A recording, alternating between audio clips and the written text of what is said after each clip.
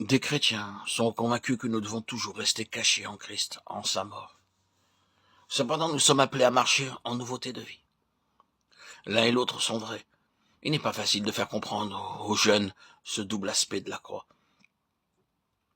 Les uns ont plus de réceptivité, de compréhension que d'autres. Le Saint-Esprit emploie diverses images pour révéler les profondeurs de la croix.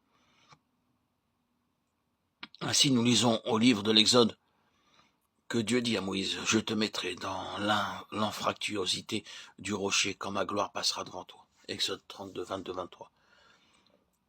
Et nous chantons le cantique, roc séculaire, frappé pour moi. Je me cache en toi. Figure de langage qui dit la nécessité de maintenir une attitude de mort. Et Jésus illustre souvent par ses paroles la nécessité d'être planté en sa mort. Comme Moïse éleva le serpent dans le désert, ainsi il faut que le Fils de l'homme soit élevé afin que quiconque croit en lui ait la vie. Jean 3, 14, 15. Élevé sur la croix. Il a porté nos péchés en son corps sur le bois. C'est en lui, en sa mort, que nous avons la vie. Dans la mesure que nous descendons en sa mort, notre esprit s'élève jusqu'au-dedans du voile, où nous sommes cachés avec Christ en Dieu.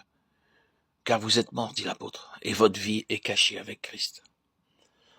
Nous pouvons aussi illustrer le double aspect de mort et de vie en Jésus par le gland et le chêne ou toute autre semence, à vrai dire, comme le fit de nombreux écrivains. Le gland se dissocie étant ses racines dans le sol, tandis que le germe le traverse, gagne la lumière, s'étend, s'élève vers le ciel.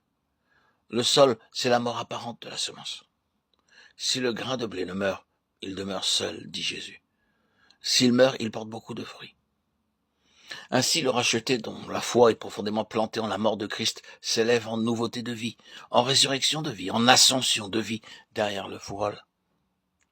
Mais si les racines sont faibles, insuffisamment développées, si l'accent est mis sur la vie plutôt que sur la mort en Christ, cette vie reste frêle et se trouve exposée à toutes les ruses de l'ennemi dans le domaine spirituel.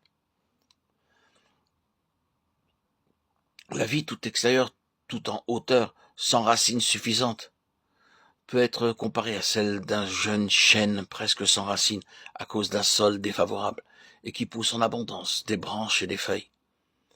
Cet arbre est condamné du fait de ce déséquilibre. La première tempête le déracinera. Le langage humain est bien pauvre pour expliquer les réalités divines. Heureusement qu'il y a derrière nos limites l'action vigilante et puissante du Saint-Esprit qui révèle la vérité aux âmes qui en ont soif.